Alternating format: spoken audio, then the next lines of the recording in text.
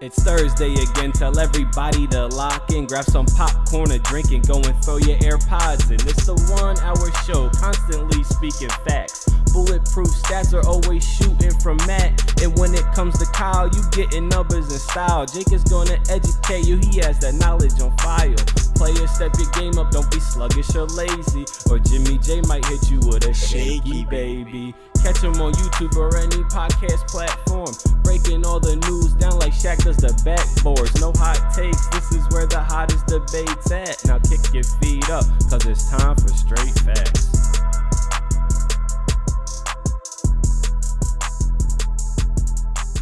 What's going on, y'all? Welcome back to Straight Facts, a sports show that educates and entertains. It's your boy, Jimmy J, the usual suspects to my left, Jake Galley, Kyle Sirik, and Statbat Robinson.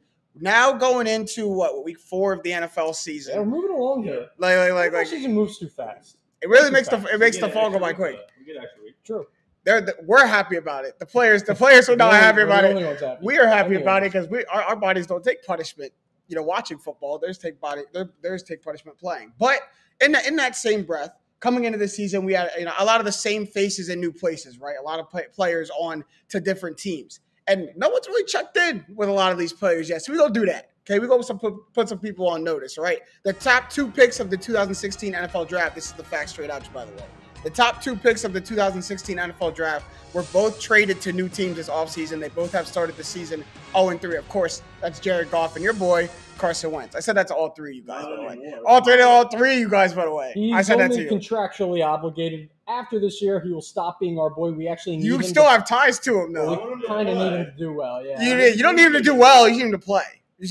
Well, so, right, theoretically, the worse he does, the better it is because you're going to end up getting their first or second pick. Right. But if they're going to end up having a top 5, top 10 pick, and we can go into this, they're going to sit him. They're not going to give that up. Their backup quarterback is Jacob Eason. They got to win a couple. They'll get the first pick. All the way down. Wait. To dive deeper into it. You got to root for a hard 7-10. Hard 7-10. All right. To dive, because we're getting ahead of ourselves. To dive further deep into it. Right. Let's go into Carson Wentz and the guy he was drafted after, or Jared Goff. Jared Goff right now, 70% completion percentage on 6.5 yards per attempt, 5 touchdowns, 2 interceptions, a 94.3 quarterback rating. Carson Wentz, a little less great, but not terrible. Neither of these guys are terrible. Carson Wentz, 60% completion, 6.5 yards per attempt again, 3 touchdowns, 1 interception, and 85 quarterback rating. So, neither of them are playing terribly. They're not playing great. I think Carson Wentz is kind of playing terribly. They're not. I mean, the stats would say so. It's not good. All right, so let's go into Carson Wentz because we're halfway into it. Let's dive, further into it. Only 3 touchdowns through 3 weeks. Ranks 26 in terms of passer rating. Matt, like you said, 85. It's not a good passer rating, but there's worse, man. There is worse. How do you evaluate your once golden boy, Carson Wentz, right now? He's up to his same old tricks. If you watch the game, it's really the same old Carson. It's funny in a sense because he will make these plays that it's great. He'll extend the play. And he'll be looking downfield, and someone will come from behind, poke the ball out. Ball goes bouncing around, and they've been lucky enough to jump on a bunch of them. I've seen, I think, 2 or 3 times where he's lost the ball. And that's just he'll flash his potential like he always has. And then he does something that, costs you the half or costs you, eventually, the game. Mm-hmm. And it's that's why this guy didn't pan out in Philadelphia. It is kind of weird that everywhere he goes, his offensive line just gets bad at pass protecting. I wonder if that's a coincidence, or maybe he holds on to the ball too long. Okay, let's extrapolate that point then. Is this a Carson Wentz problem, or is this an Indianapolis Colts problem? And I'm aiming that one at you there, Kyle Sirik. Whose fault is it? I think it's clearly Carson Wentz. I mean, they're 0-3. Mm-hmm. The team around him's still good. I know T.Y. Hilton hasn't played yet. He's hurt, but that's about it. The defense is supposed to be stellar. Mm-hmm. So why isn't the quarterback being the one getting it done? I mean, his completion percentage, we said it 60%, right? That's 29th in the league. If you're a quarterback that's not getting the balls to your receivers, especially when your receiving core, is down their number 1 guy, mm-hmm. and you're not putting points on the board with that offense, Jonathan Taylor, great O-line, how could you not look at the quarterback? Last year, Phillip Rivers was sacked on 3.4% of his pass attempts. Mm-hmm. This year, Carson has more than doubled that. And we know that's a Carson Wentz problem. I don't think that's a line problem. We know that's a Carson Wentz problem. Like you said, it's the same old Carson. Guys, let's have some sympathy. He has 2 sprained ankles. That's the most unathletic thing to ever happen to anyone. How could you look someone in the face like, yeah, I sprained both And I ankles don't at buy. the And same by the time? way, I don't buy it. You don't have 2 sprained ankles. I saw the man jogging on the sideline. I'm not kidding. Someone in my work. But were they jogging on the sideline like, I don't know if I can go? You don't jog with 2 sprained ankles. He's coming off a foot injury in the offseason. He had a back.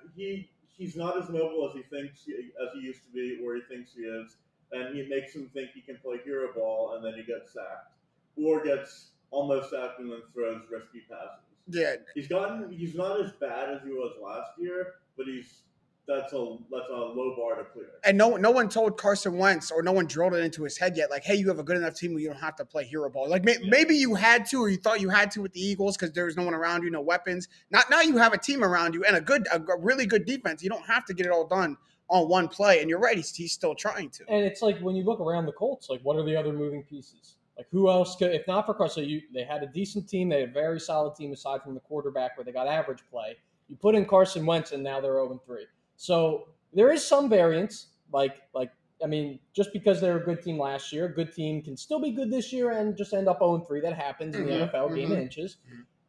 But I just don't know, like, who else would you put the blame on? I don't even know who else to kick the can to in this situation. No, because I mean, what we all laid out, all those other players are doing their job, right? Defense playing solid. You got Jonathan Taylor and company, like, actually like producing and showing out. Like, it looks like Carson Wentz is the weight at the end of the ankle for the Colts right now. I'll reel it back in real quick because we are 3 weeks and, like you said, there's variance. They can get a lot better. They've played the Seahawks, the Rams, and the Titans now. It's tough. That's tough schedule so far. Seahawks are beatable though. There's 2 teams in their division that stink. So I think there's probably light at the end of the tunnel here, but if we got to go through 3 weeks, it's clearly on Carson Wentz. Okay. Now let's go to the other one. You were talking about teams that stink.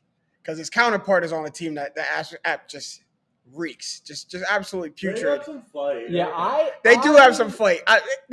They got some fight. Here, before I get into the Jared Goff situation, if Dan Campbell hasn't done anything, he's actually instilled some fight and some, don't lay down when you get kicked. Like they usually do. Okay. Some crazy energy in you. Maybe that's what you need. But let's go back to Jared Goff. 0-3 start versus the 3-0 start. That's Jared Goff and Matt Stafford, who we're going to talk about later. But Jared Goff off to an 0-3 start as well. And like his stats, we just read them off. They look a little bit better than Carson Wentz. And I'm going to stay on the side of he's not playing terribly. He's not. He's really not. I think the roster around him is just not developed enough at all. You look at their wide receivers. DeAndre Swift's been a little hurt. I know he's played. Had a good week last week. Had a good week. But, I mean, he's on pace for more touchdowns, less interceptions, a higher pass rating, and a higher completion percentage than we've seen from Jared Goff since 2018 when he was a Pro Bowler. So, I mean, I think he is probably the product. It's the flip side of the Carson argument where the team around him is pretty bad. Not that Jared Goff's an all-elite quarterback, but he should maybe Jared not be. Goff's okay, and he's playing like an okay quarterback. And it's funny because Jared Goff is a victim of circumstance. Jared Goff will literally stay right on that mediocre line and just ride it. If the team is good, they'll play above him and you'll notice it. If the team is bad, they'll play below him and you'll notice it. But Jared Goff won't move. Jared Goff isn't playing out of his mind. He's still playing Jared Goff, but the team's bad now, so they're losing. There's a phrase among NFL GMs around like 10 years ago called the Dalton line, where if your quarterback was better than Andy Dalton, you had a contender. I was just about to bring that up. If it's worse, then you don't.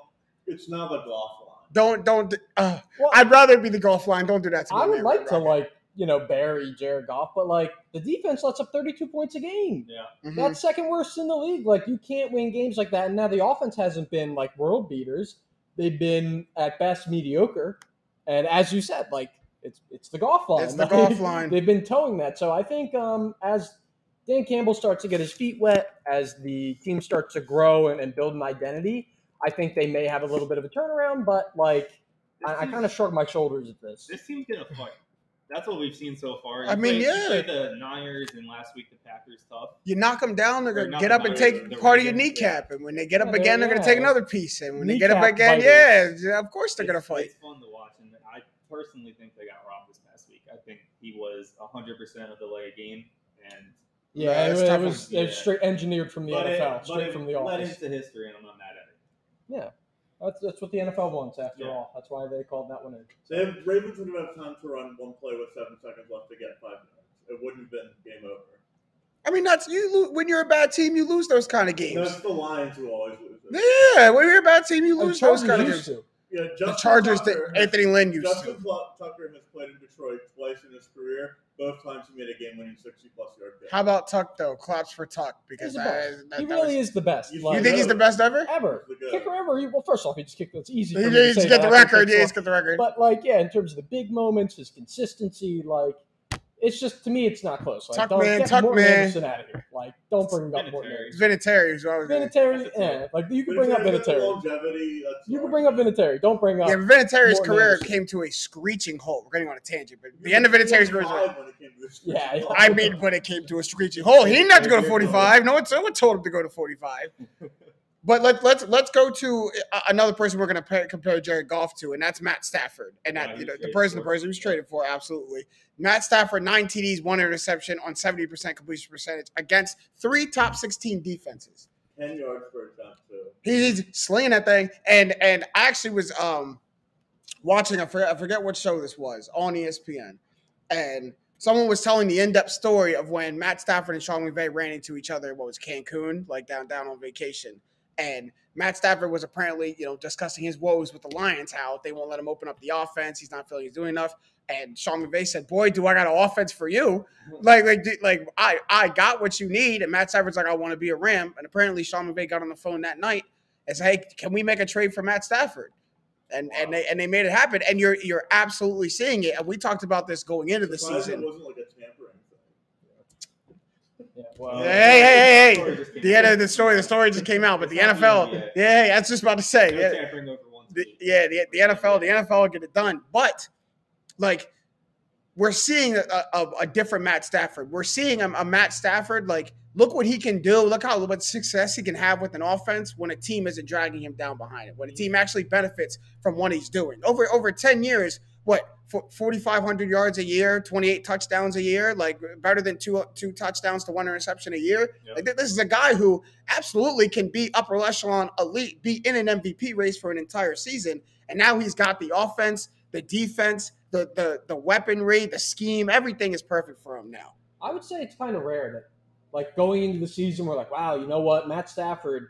I mean, people always love to make a big deal when big players go to a new place and in terms of the projections. But, we talked about it on this show, him on the Rams, him and McVay's offense, maybe it'll be good. Maybe it'll be really – it turns out it's exactly like we thought. How often does that happen? It is – they have the third most points, and they are 14th in total yards. That is efficiency. That is getting the ball and putting it in the end zone and not messing around.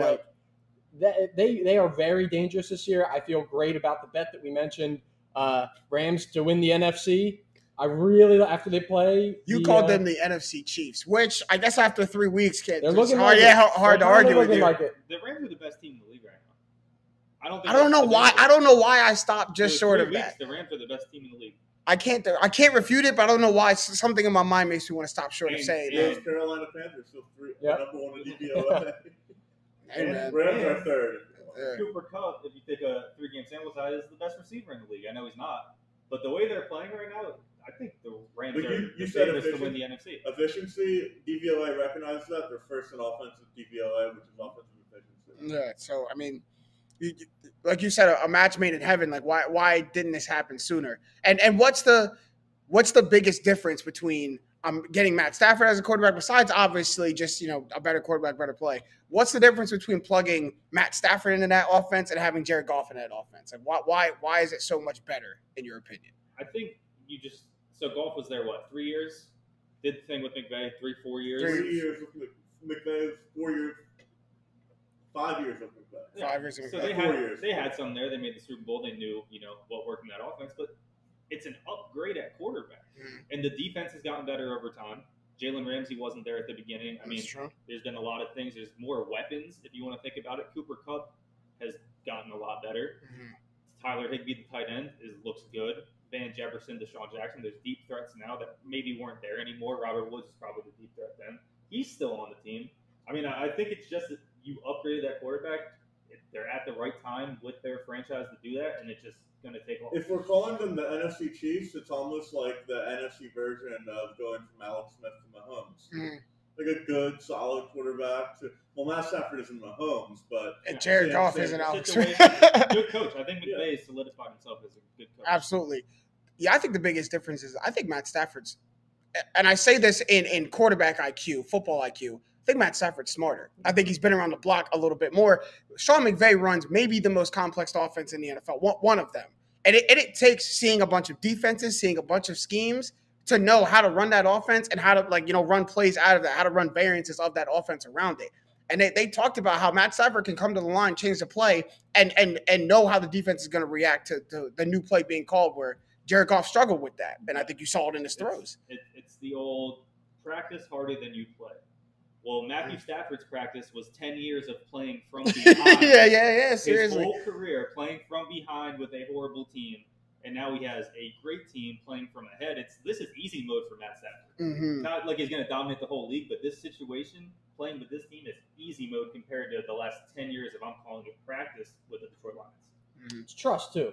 I mean, number one thing, football's the ultimate team game. You have to trust the guy who's the trigger puller behind center. That was Jared Goff, who I don't know if this is true, if this was just an internet joke, but was like helping Goff like read defenses or identify defenses' weak points like pre-snap. With Matt Stafford, you do not have to do that. But ultimately, yeah, like he's just first off, he's a better player. Second off, he's a veteran presence. Third off, like this is the ultimate year to do it. It's an all-in year. They have one of the highest salary caps in terms of max contracts. They're spending a lot of money. And put it that way. They're spending the bag. Just know that they're spending a lot. Yeah. So this is the year to do it. So yeah. I'm excited as excited as I can be for an NFC team in the Rams. Absolutely. Sam Darnold and the 3-0 number 1 in DVOA Carolina Panthers. Who would have thunk it? Tops of the NFC South. Sam Darnold looking like you want to talk about greener pastures. Let's talk about the last two guys that we just named. Matt Stafford spent the first 10 years of his career in Detroit. Now he's in sunny skies and palm trees. Sam Darnold spent his first 3 or 4 in New York, like New York Jets. Now he's down there, nice Bayside in Carolina. Warm trees and tropics. Like, do you think people come up to him like, that's not what Charlotte looks like. Warm trees and tropics. Coconuts and palm trees. None of us have ever been to Charlotte, but we think I have been. Actually, was just in Charlotte, and I would tell you it's nothing like that. So, but compared to New York in the wintertime, it might as well be. Like the ultimate. New York is like, you can't be bad in New York. Kind of like you can't be bad in Philly or Boston. Like the Northeast will just rip you to shreds. Is brutal. You can be bad in Philly and Boston. You can't not try. You can't not try to get better. Right. You can't be bad in New York. Whether you try or not, you can't be bad in New York. He got away from Adam Gase, which is the ultimate poison to any NFL, any football offense effort. And this is Kevin Clark tweet is very, very illuminating. You think this Gase thing is a little funny meme because Tannehill and Darnold improved post Gase, but then you realize it goes deeper. He left LSU in 2002, then LSU won the title in 2003. Adam Gase's Michigan High School Marshall won the state title the first season after his 1996 graduation. I mean, he is the ultimate deterrent. You can't have him on your football team. I don't know. Like, how do we know this in the NFL? And the NFL doesn't know this. Decision makers don't know this. Well, Sam Darnold is thinking just every god in heaven for his new scenario. Just like Wentz, though, he's only thrown 3 touchdowns through 3 weeks. Yet his team is sitting at 3-0. What's the biggest difference between obviously everything else but passing touchdowns? Yeah, right. Every other stat, he's like top half of the league, while Wentz is at the very bottom. Darnold is he's rushed for 3 touchdowns. They've been doing a lot of read option plays with McCaffrey back there. Everyone thinks McCaffrey's getting the ball. He's ran for 3. I'm interested to see how this looks going forward, though. McCaffrey's going to be out for a little bit. I'm not sure how long. This team's 3-0. How long can they stay undefeated?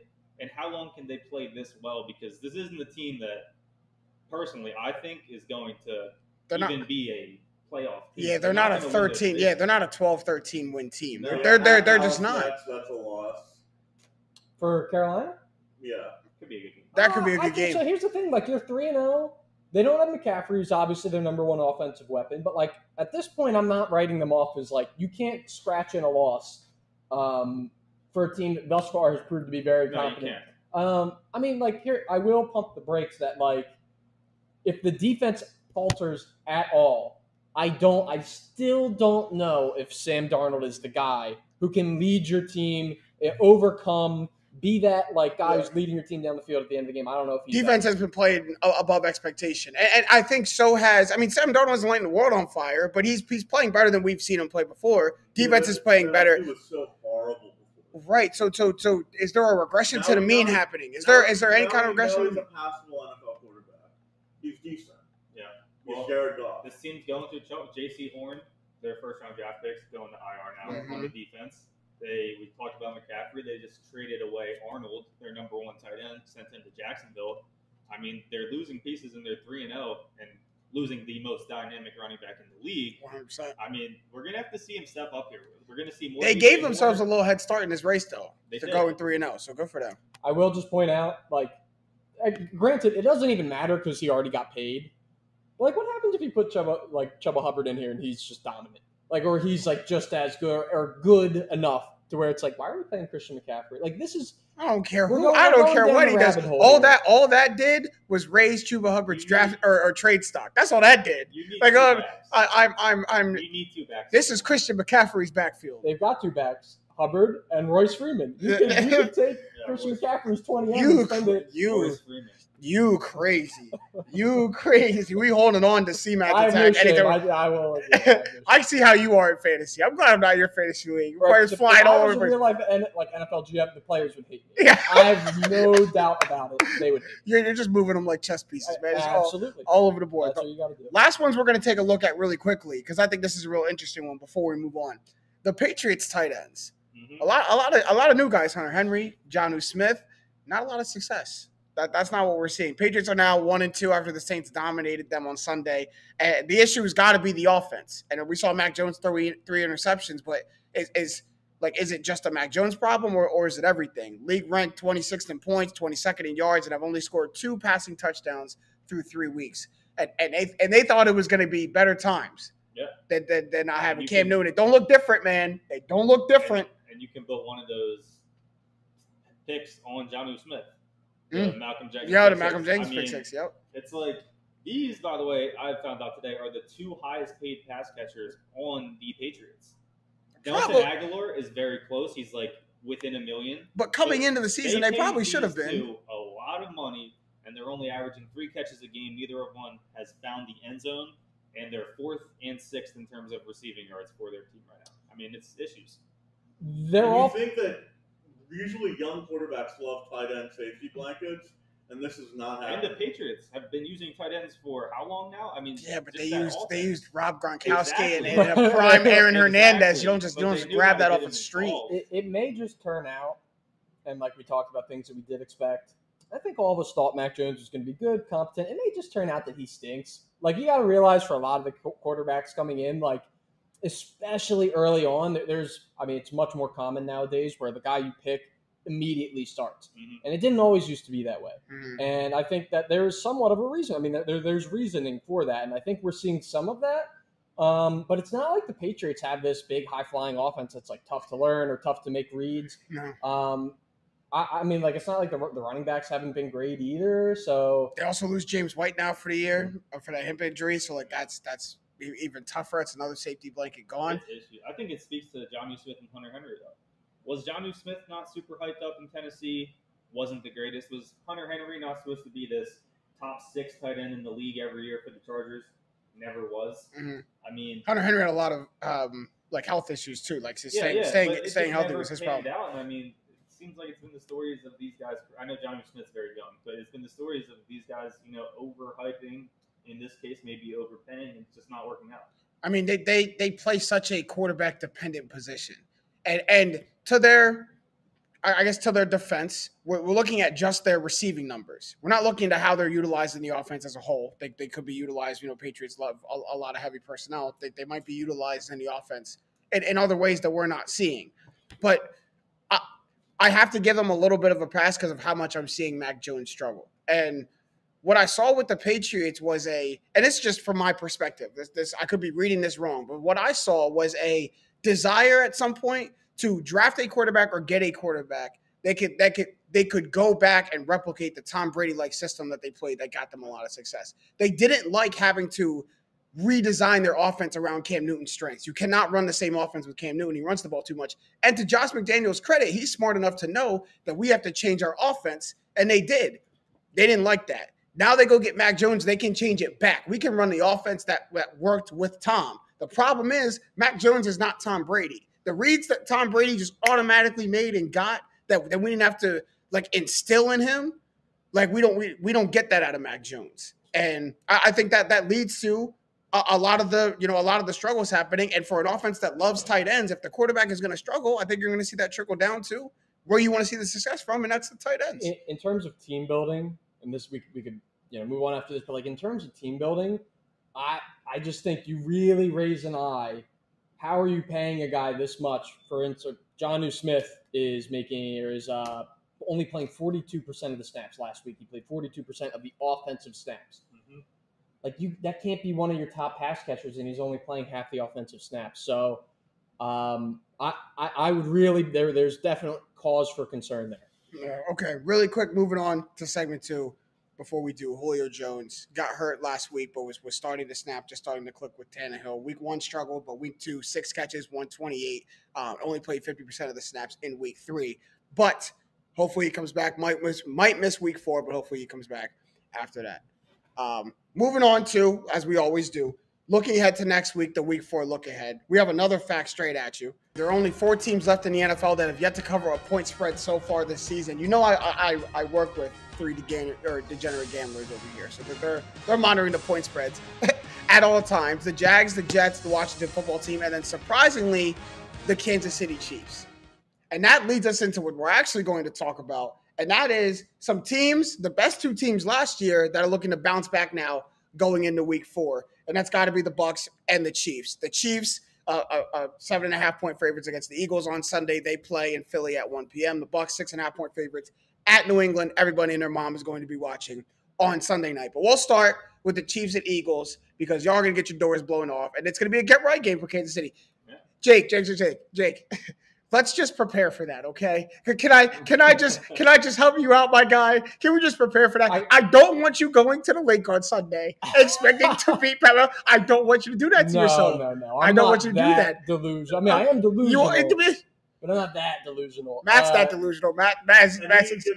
Yeah, you see what I'm talking about? You can't expect to win. You see what I'm talking about? And every week there's a shot. Of course. But I think like Monday night was definitely a reality check. That's about as bad as you can look as a football team, and you lose one of the starters on your offensive line for the entire year due to injury. That's like, I tweeted it out. I'm like, I don't want to jinx anything because Hurts could still get hurt. There are other things that could happen, but like, it's about as bad as they get. So in terms of at least the betting side of things, the Chiefs have obviously been favorites in every game. I mean, they're one of the best teams coming into this year. Probably you could put them up as the best team in most people's opinion. They could be 0-3. The Browns almost beat them. Yeah. Exactly. They've been in some tough ones. So you look at a touchdown in the hook and -7.5. Like, I think that I kind of agree. It hurts me to say this, but like there might be some doors getting blown off. Blown off. Like this is like they could have gave him a 10-point favorite. They could have gave him a 10-point favorite, and I wouldn't have blinked. They could have. The number actually seems a little low. Yeah, 7.5. But that makes me think y'all do get 3. Y'all do get 3 being at home. Could be a trap or in the lake. I'm gonna be at the game, and like you guys said, don't do it to yourself. Don't do it to yourself. Don't do it to yourselves. You're gonna hear me talk about the Chiefs in a second. I think we're gonna get it blown off, but the second I take my seat at 1 p.m. Of course. I sure should. I'm going to be mad when we lose the game. I'm going to be pissed. Yeah, I'm not going to have prepared myself. But yeah, I mean, the Chiefs have played really good teams. They've played the Browns, the Ravens, and now the Chargers. Mm-hmm. I think 3 teams you look at as playoff teams, right? Yeah, absolutely. And they need this one because after this week, they're going. It might be at home, but they're playing the Bills. I mean, you can't go into the Bills 1-3 because that is probably maybe the hardest game on their schedule all year. The Bills are also trying to get right. Yeah. This week goes, but I think the Bills got right last week. Yeah. They looked great. Better. But They need this one. The Chiefs are hungry. Andy Reid went to the hospital. Going back to the link now. I mean, it just adds more to the narrative. Let's go blow this team out. Nah. It could get ugly on Sunday. The Chiefs are dead last in the NFL in defensive DPOA. They've given up 29, 36, and 38 points in their 3 games they've played. Luckily, they go against a young coach who doesn't know that you should run the football every once in a while, and a young quarterback. But they've lost 2 track meet games. That's what's surprising. You used to never be able to beat the Chiefs in a track meet, and what I'm seeing is I'm not seeing a lot of teams like figure out Patrick Mahomes and that offense. I'm seeing a lot of teams not will or get surprised when it happens. Like when a big play or this explosiveness happens from the Chiefs, it used to make everybody stop in their tracks. Like, we can't do anything about it. And we've seen 3 teams just stand up and stare face to face with the Chiefs and beat them. I'm not going to say last week was a fluke. The Chargers played well. But the Chiefs came out 3 straight turnovers. Mahomes no-look pass. Wasn't a bad pass. I don't think the guy was ready for it. Off his hands, interception. The Travis Kelce pass was bad. Tyreek Hill, I believe, was the one that fumbled, and then Clyde Edwards-Helaire fumbled after that. I mean, that's how they started the game. I think that's not repeatable. That's not sustainable. I think the Chargers got a little lucky, and I think that could be a reason you're looking at DVOA right now, why they're so bad. Well, the defense had to play the whole first half. I mean, that's true. There's a lot of things last week that I think the game was a lot closer than it could have seemed, and it was already a pretty close game. Let's all remember they just signed Josh Gordon. So whatever perceivable, like if you never thought it could get scarier. Josh Gordon was good 8 years ago. Yeah, all right now. This is last year's. They just signed Le'Veon Bell. No, it's not Le'Veon. It's not. It's different than Le'Veon. I trust that Josh Gordon is staying in football shape, knowing that he's going to get another shot. See him like week 8. Probably. When he's suspended again. Yeah, but now Josh Gordon comes back. He's on practice. Now one snap, and then he starts maybe playing. New NFL CBA, you cannot be suspended if marijuana comes up in your drug test. So it looks like good for him. Good for just Josh. Good for Josh. He really put those rules to the test. Let me tell you what. He found out the absolute restraints of those rules. Oh, man. We end the week on a very good note. Tom Brady goes back to Foxborough to play Bill Belichick and the Patriots. Another game where the home team gets their doors blown off. Yeah. Tom is mad after last week. Excuse me? It's going to be a close game.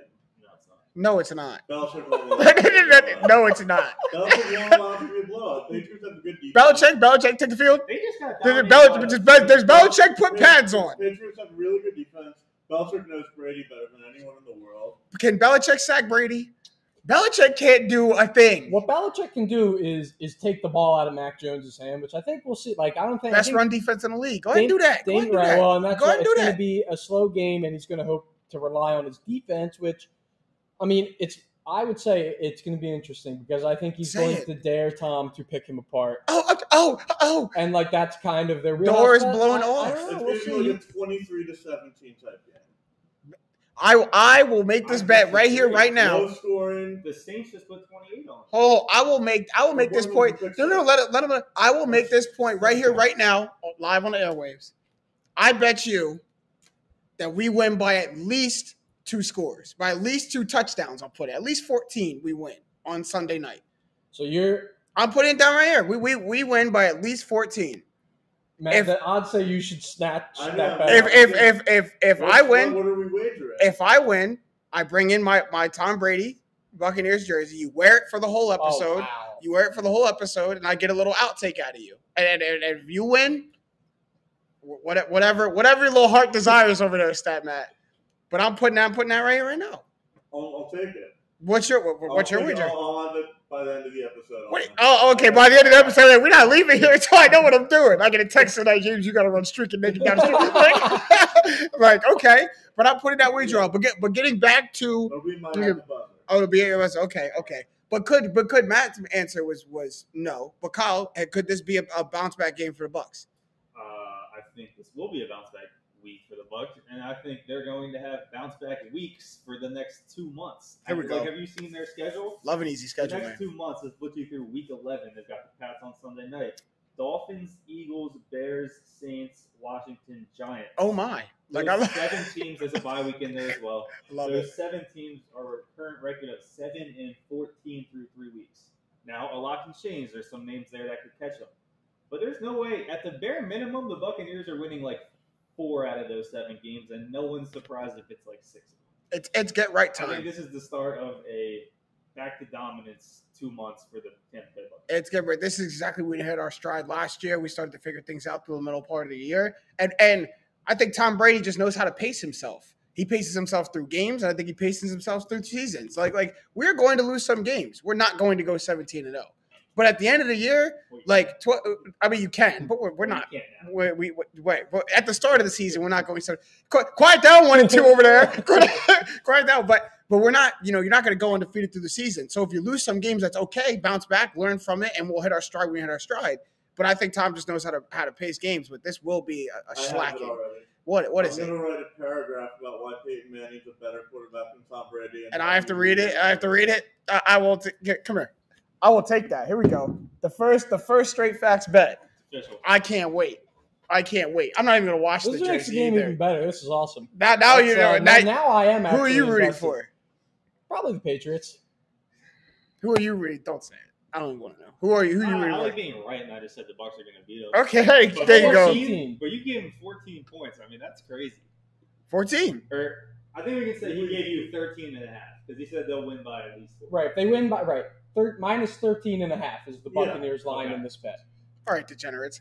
14 points. They're going to win 2 touchdowns, 13.5. If they win by 14, you win. If they win by less than 14, exactly. 13.5. Or if they I think I want to see Matt. Okay, if you guys got to say it in your language to understand it, that's fine. Well, I want to see Matt rock the Tom Brady jersey. I think that's. I would love to see it. I would love to see it.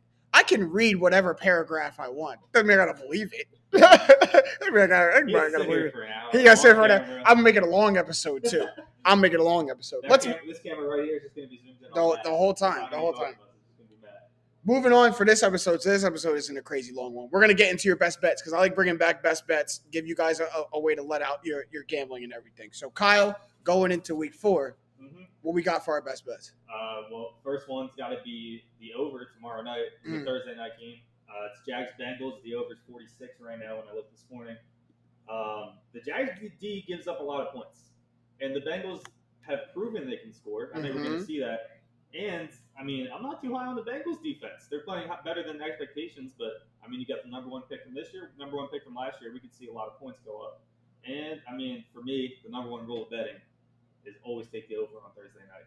Never falters. I also, I really like the over, and then I also really like the Bengals. This is one of my bets. I figured that as we're on it, I'll just hit on it. Like, the Jaguars are, like, and this is like, it's like, oh, yeah, obviously, like, they're really bad.